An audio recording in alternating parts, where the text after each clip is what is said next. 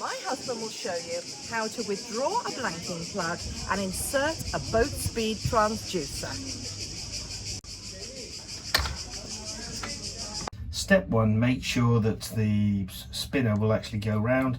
I've had to apply plenty of WD-40 on this one and do plenty of wriggling, but now you can see it turns freely. Step 2, check that the O-rings here are all in place and are working properly, and apply some Vaseline.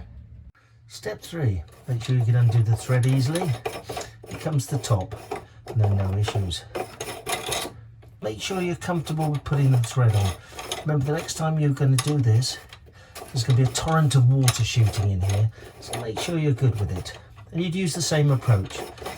Back it off fully, half a turn till you felt it click, and then gently re-engage it.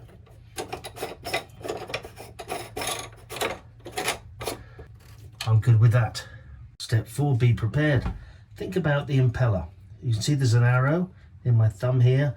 Make sure you know which way that is, because when you next push it in, it's going to be against a torrent of water.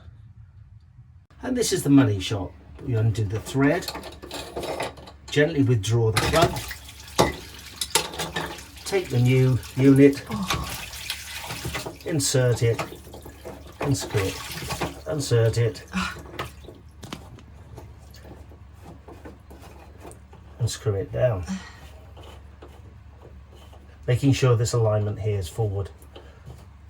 Now that one was pretty good. It's got a plug on the outside that stops the water. Normally it'd shoot in about this high, which is a little bit worrying, of course, for an experienced crew. That's it. And step 6, of course, is to mop it all up. And make sure this bilge is clean enough for your mother to eat her food off it. That's good, thank you.